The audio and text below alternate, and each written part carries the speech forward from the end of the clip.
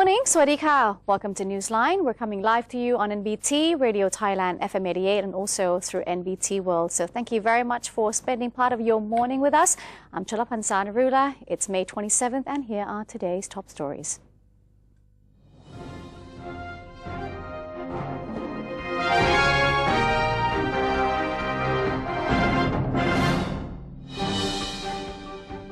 In Thailand moves forward, the Prime Minister has insisted that the government will do its best to provide humanitarian assistance to the stateless Rohingya minority. Prime Minister General Prayut Chan-o-cha said it is important for Thailand to look at what triggered the exodus, their migration and their destinations, since Thailand is a transit country. Ministers responsible for national security are expected to step up their humanitarian efforts. The Prime Minister has also instructed the Royal Thai Navy to patrol Thai waters for Rohingya boats and provide them with medical care if needed. These migrants will be sent to temporary camps in Malaysia and Indonesia, while those too sick to be moved will be treated in Thailand. All procedures will be carried out according to the law. The Royal Thai Air Force has also been patrolling the skies for any migrant boats at sea. General Prayut said any nation wanting to join the mission is welcomed, but they must respect Thai sovereignty and also the Thai law.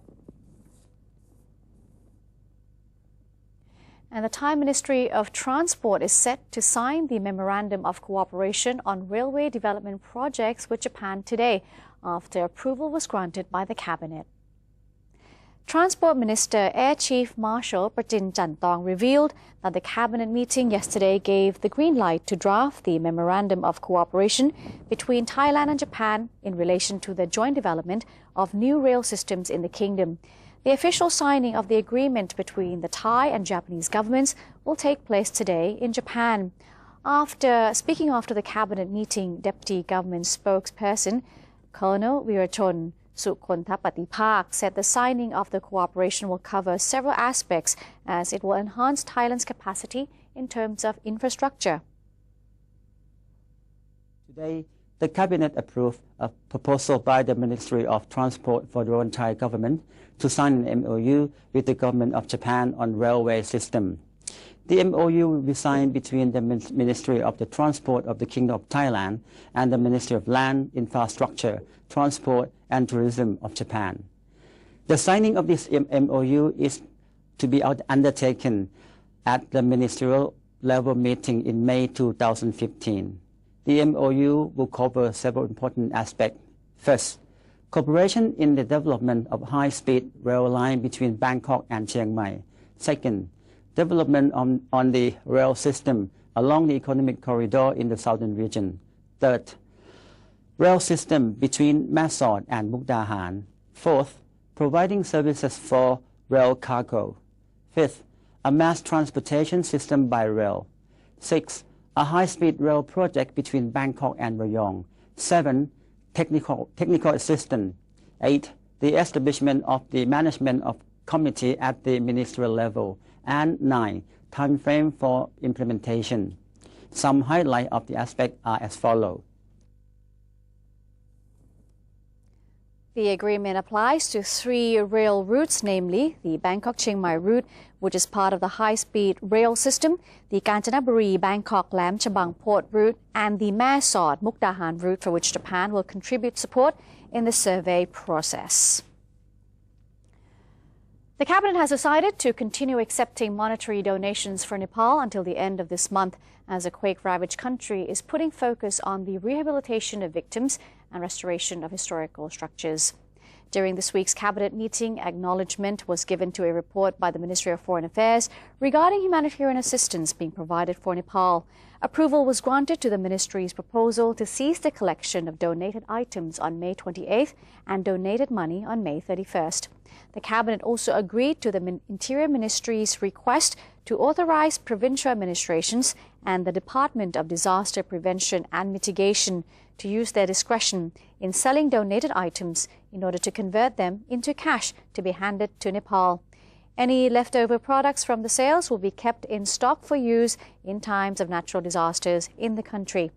In addition, the Ministry of Foreign Affairs used the opportunity to inform the Cabinet that the rescue mission in Nepal is now over and the heavily damaged country is paying attention on rehabilitation and renovation work.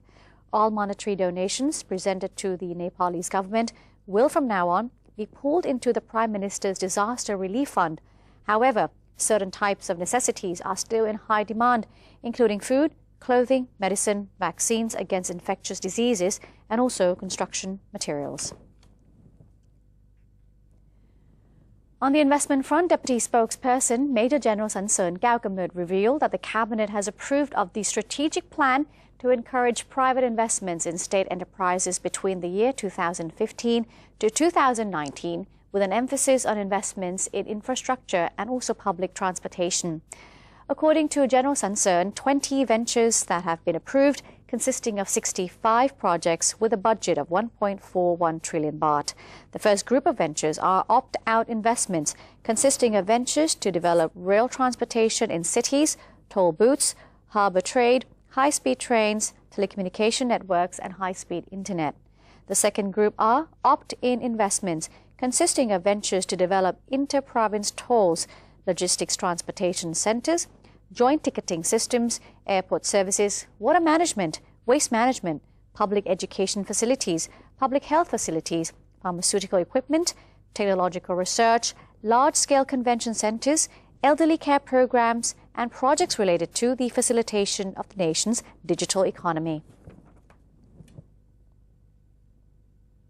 Deputy Prime Minister and Minister of Foreign Affairs General Thanasak Pratimapakon has held an informal talk with his Vietnamese counterpart to make preparations for an upcoming joint cabinet meeting between the two countries.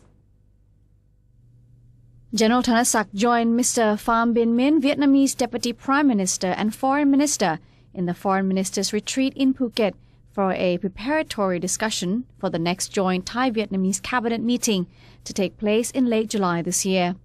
The meeting was also a prelude to the celebration of the 40th anniversary of the two nations' diplomatic relations next year, as well as the official visit to Thailand by the Vietnamese Prime Minister in the near future. On this occasion, the two officials expressed support for many bilateral agreements set to be inked during the joint cabinet meeting. Such agreements include the Memorandum of Understanding on Labour Cooperation and the Memorandum of Agreement on the establishment of sister cities between Ubon Ratchathani and Kon Tum and between Trat and Long An. In terms of trade and investment cooperation, both sides were keen on pushing up the bilateral trade value from $15 billion at present to $20 billion by the year 2020. Vietnam also promised to negotiate with concerned agencies about the loosening of regulations on imports of Thai fruits such as mango, lychee, longan, and rambutan.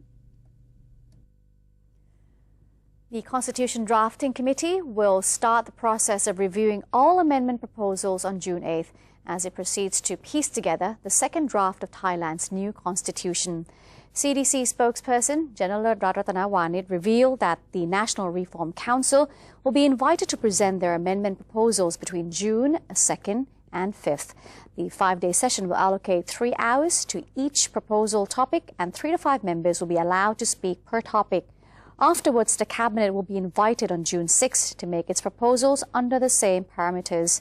The CDC will also take into consideration proposals submitted by political groups and the National Legislative Assembly. However, these proposals will be reviewed as written and not presented by members of either party.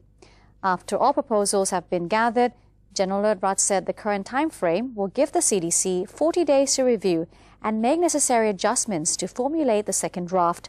However, the Cabinet has been considering a 30-day extension, under which the committee will submit the second draft to the NRC on August 21st. A vote will be held by the reform body on September 4th to approve of the charter. If there will be a public referendum on the new constitution, the public will be given 120 days to study the charter from the day it is approved by the National Reform Council. A scholar from the University of Paris gave a special lecture on charter drafting at a seminar co-hosted by the Ministry of Foreign Affairs, King Prachatipok's Institute, the National Reform Council, and also the National Legislative Assembly. Professor Michel Troper of the University of Paris highlighted some interesting case studies of constitution drafting in France and how the constitutional law helped the country overcome stressful situations. He said a constitution always plays the most important role when a situation arises, while the most effective solution to a political crisis is the enforcement of law. Professor Troper, who is Emeritus Professor in Public Law at the University of Paris, he was a former member of France's Judicial Council between the year 2002 and also 2006. Well, throughout the 4 years he was there, and he's also an expert in constitution drafting, especially the accuracy of charter provisions. He is well respected for his role in resolving conflicts over constitutional law. Reduced purchasing power has prompted Thailand Automotive Institute, or TAI, to lower its car production target for 2015 to 2 million units, albeit expressing confidence that the country will become the 8th largest automobile manufacturer in the world within 5 years. Vichai Jirathiyut, president of TAI, explained on Tuesday that the production target had been lowered to 2 million units from the previous target of 2.15 million units. Of the new target figure, 1.2 million units are expected to be produced for export, and at least 800,000 units are expected to be produced for sale locally. Mr. Vichai elaborated that the Thai economy's slowdown and the low prices of agricultural produce have diminished people's purchasing power. Nonetheless, the institute still maintains its expectation for Thailand to produce 3 million cars a year by the year 2019. He indicated that the expected growth in the number of units produced will be driven by the production of energy-efficient eco-cars. The TAI president also commented on the progress of the automobile testing complex planned by the government, saying the Ministry of Industry had negotiated to use 4,000 rai of land as under the jurisdiction of the Ministry of Natural Resources and Environment as a site for the complex. A more detailed plan for the site is expected to be yielded within 3 months. Plans and recommendations were under discussion in Bangkok to better develop a strategy to allow Thai halal food products to better penetrate the world market. The discussions took place at the Muslim World Policies Conference 2015 held on the topic Muslim World Connectivity, Myths and Facts. Muslim World Policies reveal that Thailand's halal food market share exists, but satisfaction with its size is muted when compared to the growth of other halal food exporting countries like Malaysia and Indonesia. Thailand's market share in the Muslim world of Arab, Africa and Asia has in fact been shrinking over the past 12 years. In order to build confidence in Thai halal food products, the Thai government needs to make halal food processing regulations very strict, unlike today. Many people educated from the Muslim world, we don't use them. Second, the entrepreneurs who produce halal product in Thailand are not Muslim.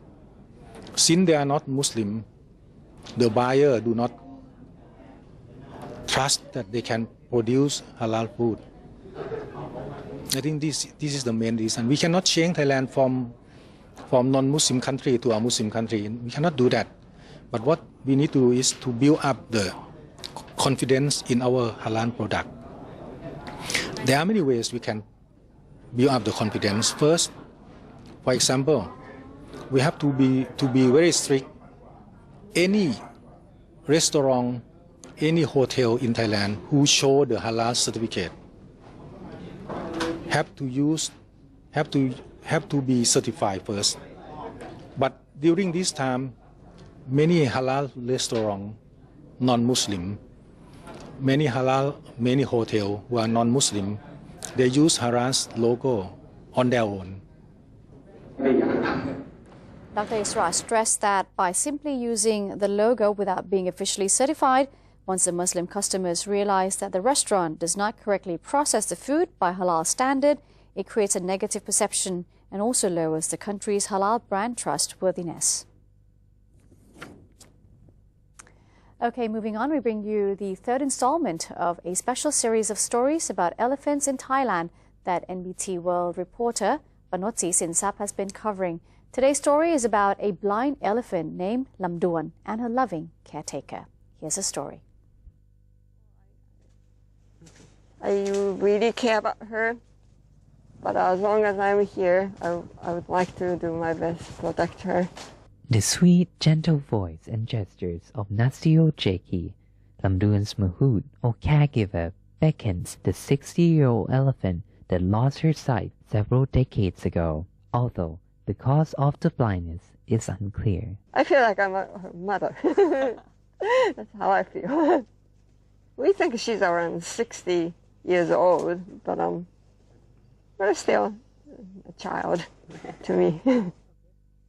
Lamduan came from Samui Island about 3 years ago because the owner of Lamduan thought she was getting old and they wanted to retire from her work. She was in a very small trekking company, only 2 elephants in a very quiet area.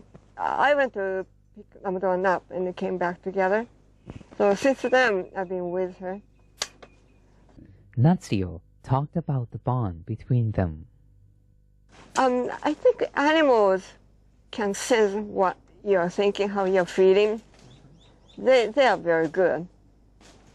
So they seem to know if I care about her, I think she will also understand.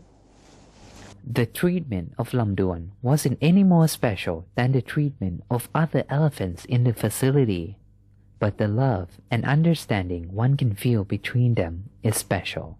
But I try to walk with her because sometimes she falls into a little hole or runs into a tree, or then make sure there is no other stronger elephants. Stronger elephants tend to attack her because she's small. She was much thinner. I think she put so much more weight. She's fatter now. But I think she is becoming more comfortable being here. I feed her very often, like every hour. Not much food, but a little, but very often. Before I heard she was given food only once a day. So I think she's more comfortable. I think she feels more secure. Despite 3 long years together, Natsio feels that she still needs to learn more about Lamduan. I need to understand better how she's feeling, what she thinks. She seemed to recognize my coming, and also I feel good that she's still here, and I like her. A special moment is sometimes after all the work, before I go home, I just stand in front of her, watch her eat. I don't do anything, but just stay there for a while, keep standing, watching. And I think there is some kind of connection. I feel some kind of connection. If you would like to see Lamduan in the flesh, as well as meet all the jumbos that live in the Elephant World Foundation, where I have been covering these stories for several days now, this is a meaningful place to visit if you are in Kanchanaburi, just 3 hours from Bangkok. Vanasi Sinsap, NBT World, Kanchanaburi. Thanks to Kun Panut for that story, and that's it for Thailand Moves Forward. We'll now take a short break. Newsline will return with international news. Stay with us.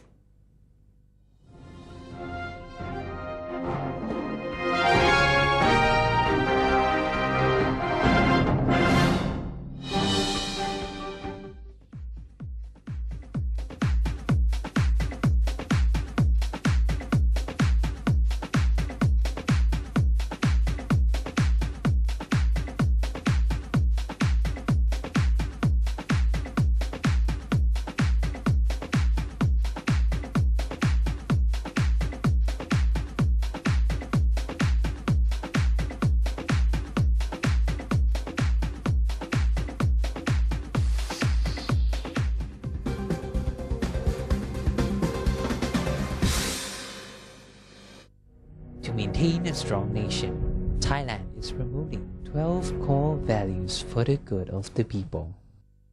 The 4th core value: seeking direct and indirect knowledge and education.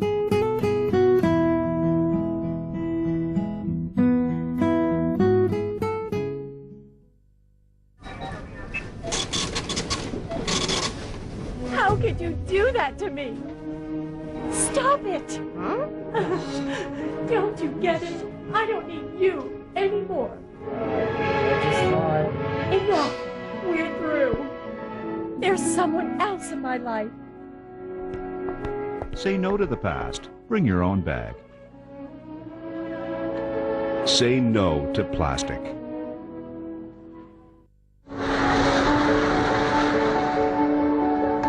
Nepal has recently been hit by a massive 7.8 magnitude earthquake. The disaster has caused great damage to the country. Thousands of people lost their lives. Thousands of people lost their family. Thousands of people lost their homes. Millions of people are still in dire need of support. You can lend a helping hand by donating to these accounts.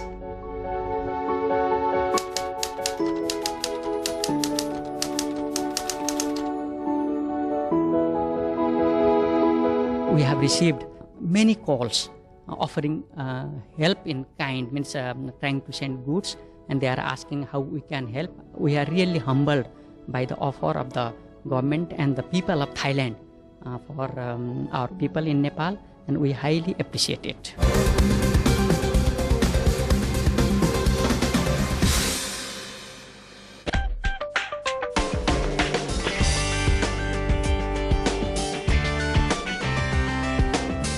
Welcome back. You're watching Newsline. Thailand has hosted a workshop on technology, science and innovation related to water management within the ASEAN region.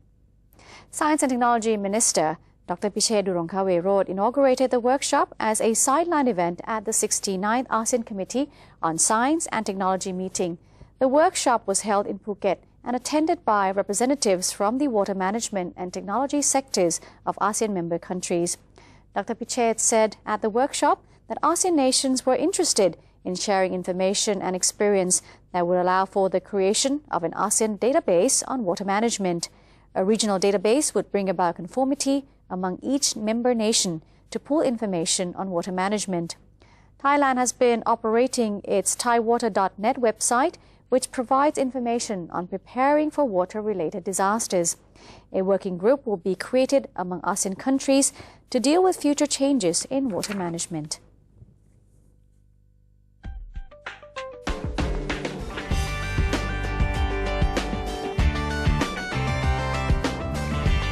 Look at India now. Soaring temperatures have gripped parts of southern and northern India in an extreme heat wave that has killed more than 1,000 people. The Indian Meteorological Department has issued a red warning to affected regions, saying that the heat wave conditions are likely to continue over the coming days. Temperatures have been very high the past week, with many parts of the country consistently recording temperatures of 40 to 45 degrees Celsius.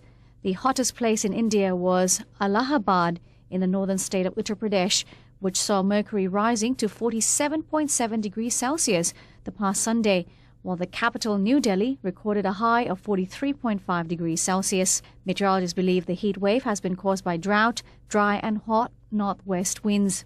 Despite the heat in the center of the country, most of the 529 recorded deaths have been in the southern states of Andhra Pradesh and Telangana, where construction workers, the elderly or the homeless have been the primary victims.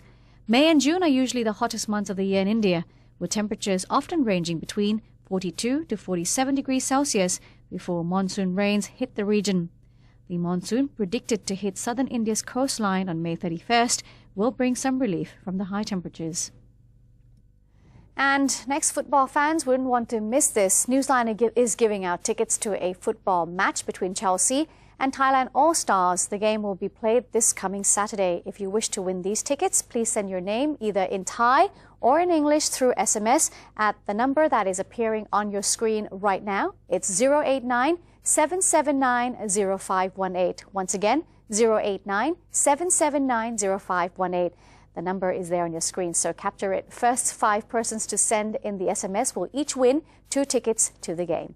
And that's it for today's edition of Newsline. Thank you very much for joining us. We end today taking you to New York to have a look at the pictures of little penguins native to Australia being welcomed at the Bronx Zoo in New York after traveling from Sydney. I'm Cholapan Sanarula. Have a good day. Swadee ka.